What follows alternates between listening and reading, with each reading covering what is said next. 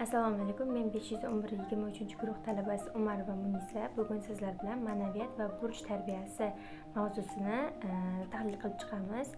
Birinchi bo'lib rejalar bilan tanishib olamiz. Birinchi reja ma'naviyat tushunchasi va uning tarbiyadagi o'rni. Ikkinchisi burch tarbiyasi tushunchasi va uning ahamiyati. Uchinchisi ma'naviyat va burch tarbiyasining uyg'unligi. Har bir rejani yoritib o'tamiz. Kirish qismiga to'xtaladigan bo'lsak, ma'naviyat va burch tarbiyasi har bir insonning ruhiy va axloqiy jihatdan yetuk shaxs bo'lib yetishda muhim ahamiyatga ega bo'lgan ikki asosiy tarbiyaviy yo'nalishdir. Ma'naviyat insonning ichki dunyosi, ya'ni hissiyotlari, ong va qadriyatlar tizimi bilan chambarchas bog'liqdir. Bu insonning halollik, mehr-muhabbat, adolat, vatanparvarlik kabi axloqiy fazilatlarni shakllantirishga xizmat qiladi. Burch tarbiyasi esa insonning jamiyat va oilaga nisbatan mas'uliyatini, vazifa va majburiyatlarini to'g'ri anglashni ta'minlaydi. Burch tarbiyasi orqali shaxs o'z xatti-harakatlari uchun javobgarlikni his qiladi, intizomli va vijdonli bo'lishni o'rganadi. Ma'naviyat va burch tarbiyasi uyg'un shaklda olib borilganda inson nafaqat axloqiy jihatdan pok, balki jamiyatga foydali, mas'uliyatli va ijtimoiy faol shaxs sifatida yetuklashadi. Shu sababli mazkur mavzu tarbiyachilar, ota-onalar va pedagoglar uchun alohida ahamiyatga ega bo'lib, yosh avlodni shakllantirishda asosiy yo'nalishlardan biri hisoblanadi. Ma'naviyatning asosiy jihatlari bu birinchi navbatda axloqiy qadriyatlar, ya'ni ma'naviyatning markazida axloqiy qadriyatlar turadi. Bular insonning halollik, adolatlik, hurmat, sadoqat, mehr-muhabbat va vatanparvarlik kabi fazilatlarni o'zida aks ettiradi. Axloqiy qadriyatlar bolaga hayotiy yo'l ko'rsatadi, ularni to'g'ri va noto'g'ri harakatlarni ajratishga o'rgatadi. Ikkinchi asosiy jihat bu ruhiy barqarorlik va hissiy fazilatlar. Ma'naviyat ruhiy barqarorlikni rivojlantiradi, insonni stress va qiyinchiliklarga bardoshli qiladi. Hissiy fazilatlar, ya'ni sabr, bag'rikenglik, xayrixohlik va hamdardlik insonning ijtimoiy muhitda muvaffaqiyatli bo'lishini ta'minlaydi. Bundan tashqari madaniyat va estetik qadriyatlarni qadrlash. Ma'naviyat insonning madaniy va estetik didini rivojlantiradi. San'at, adabiyot, musiqa va teatr asarlari orqali shaxsning dunyoqarashi kengayadi. Go'zallikni qadrlash va hurmat qilish qobiliyati shakllantiriladi. Ma'naviyatning yana bir asosiy jihatlaridan biri bu axloqiy ong va insoniy fazilatlar uyg'unligi. Ma'naviyat shaxsni o'z harakatlari va qarorlari uchun mas'uliyatni anglaydigan, jamiyatda foydali, axloqiy jihatdan yetuk inson sifatida tarbiyalaydi. Bu jihatlar bolaga ijtimoiy hayotda o'zini to'g'ri tutish, boshqalarga hurmat bilan munosabatda bo'lish va jamiyatga foydali bo'lish imkonini beradi. Ma'naviyat tarbiyasining maqsadi axloqiy qadriyatlarni shakllantirish, ruhiy va hissiy barqarorlikni rivojlantirish, ijtimoiy mas'uliyatni anglash, ma'naviy barkamollikni targ'ib qilishdir. Bolaga halollik, adolat, hurmat, mehr-muhabbat, saxiylik va vatanparvarlik kabi asosiy axloqiy fazilatlarni singdirish, ularni hayotiy vaziyatlarda qo'llashga o'rgatish, noto'g'ri va to'g'ri harakatlarni ajratish qobiliyatini rivojlantirish. Bundan tashqari, shaxsni stress, qiyinchilik va hayotiy muammolarga bardoshli qilish, sabr-toqat, bag'rikenglik va hamdardlik kabi hissiy fazilatlarni shakllantirish. Bolada jamiyat va oila hayotida o'zining mas'uliyatini his qilish qobiliyatini rivojlantirish, shaxsning o'zini boshqarish, qaror qabul qilish va boshqa insonlarga hurmat ko'rsatish qobiliyatini mustahkamlash. Hamda ma'naviyat tarbiyasi orqali shaxs ruhiy jihatdan barqaror, axloqiy jihatdan yetuk va madaniyatli bo'lib yetishadi. Bu esa insonni jamiyatga foydali, mas'uliyatli va ijtimoiy faol shaxs sifatida tarbiyalaydi. Ma'naviyat tarbiyasida asosiy vositalar: oilaviy tarbiya, maktab ta'limi va diniy va madaniy muassasalar. Oila shaxsning birinchi maktabi bo'lib, ma'naviyat shakllantirishda eng asosiy rolni o'ynaydi. Ota-onalar bolaga halollik, mehr muhabbat, hurmat va sadoqat kabi axloqiy qadriyatlarni singdiradi. Oilada bolaga vazifa va majburiyatlar berish orqali burch va mas'uliyat hissi rivojlantiriladi. Maktab ta'limi. Maktabda axloqiy tarbiya fanlari, tarix, adabiyot va madaniyat darslari orqali ma'naviy qadriyatlar o'rgatiladi. Guruh va jamoaviy mashg'ulotlar, sport va san'at tadbirlarida bolalar intizom, hamkorlik va hurmat ruhini shakllantiradi. Masjid, madrasalar, madaniyat markazlari va kutubxonalar orqali esa bolalar axloqiy va ma'naviy bilimlar bilan tanishtiriladi. Diniy va madaniy merosni o'rganish orqali bolalarda hurmat, mehr-muhabbat va madaniy qadriyatlarni qadrlash hissi rivojlanadi. Ma'naviyat tarbiyasida asosiy vositalar. Ma'naviyat tarbiyasida vositalar xilma-xil bo'lib, ular bolaning ruhiy, axloqiy va ijtimoiy rivojlanishiga xizmat qiladi. Ushbu vositalardan oqilona foydalanish shaxsni to'laqonli axloqiy va ma'naviy yetuk shaxs sifatida shakllantirishga yordam beradi. Kitoblar va adabiyot. Bolalar uchun mo'ljallangan hikoya, ertak, qissa va tarixiy asarlar axloqiy tarbiya vositasi sifatida xizmat qiladi. Kitoblar orqali bolalar axloqiy va ma'naviy qadriyatlarni hayotiy misollar orqali o'rganadi. San'at va sport tadbirlari. Musiqa, teatr, rasm, sport va boshqa san'at turlari bolalarda estetik did va jamoaviy ruhni rivojlantiradi. Bu tadbirlar bolalarni ijtimoiy faol va madaniyatli bo'lishga o'rgatadi. Burch tarbiyasi.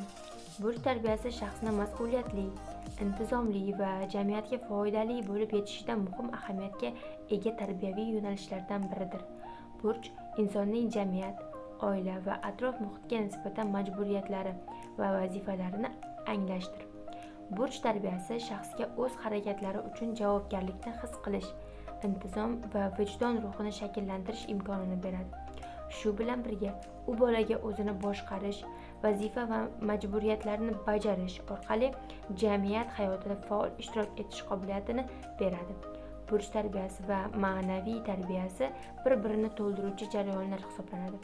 Agar shaxs ma'naviy jihatdan yetuk bo'lsa, u o'z burchini anglab, uni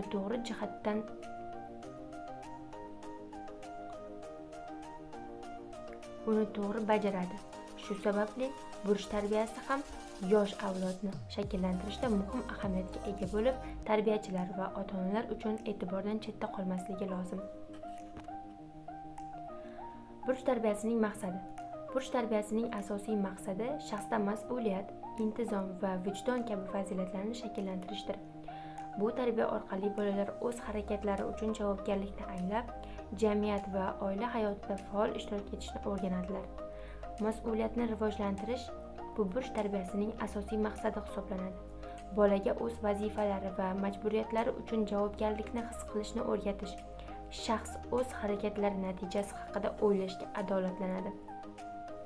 Intizomni shakllantirish, tartib, intizom va qoidalarga rioya qilishni odatga aylantirish.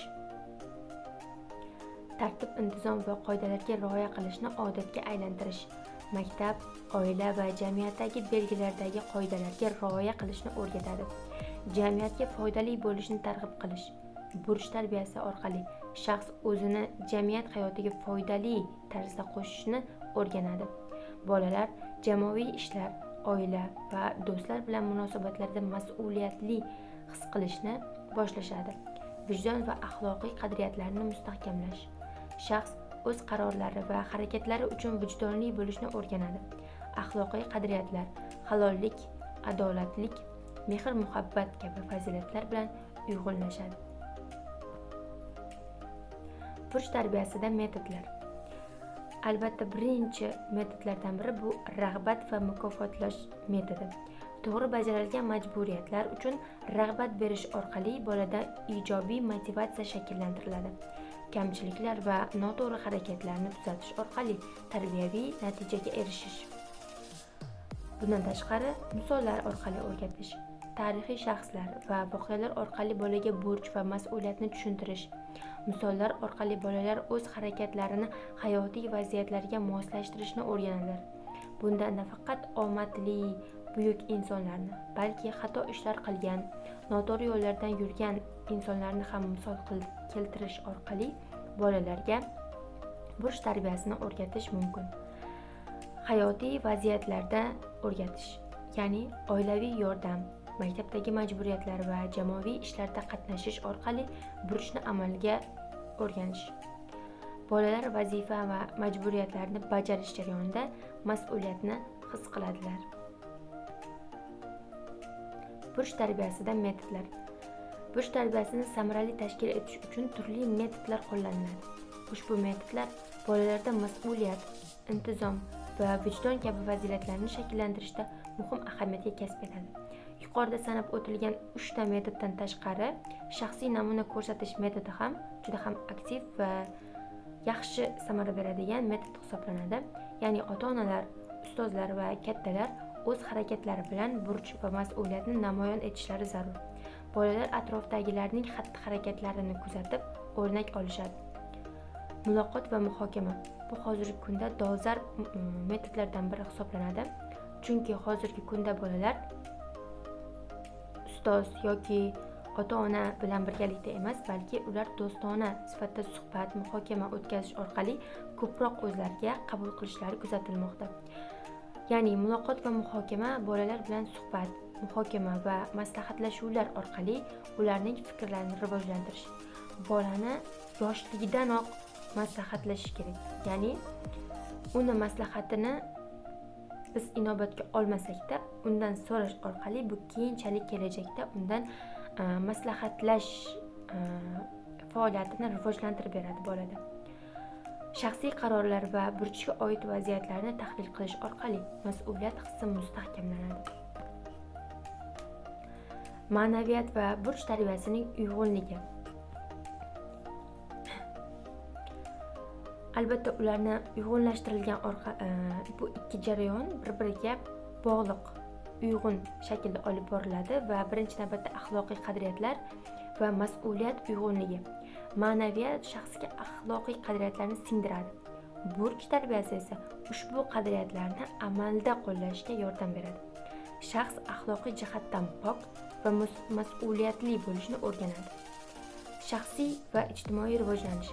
Uyg'un tarbiya orqali shaxs o'zini boshqarish, qabul qilish va jamiyat hayotidagi faol bo'lish qobiliyatini rivojlantiradi. Ma'naviy va burch tarbiyasi bir-birini kuchaytirib, shaxsning ruhiy barqarorligini va ijtimoiy faolligini oshiradi. Hissiy va ruhiy barqarorlik. Ma'naviyat va burch uyg'unligi shaxsni hissiy jihatdan barqaror qiladi.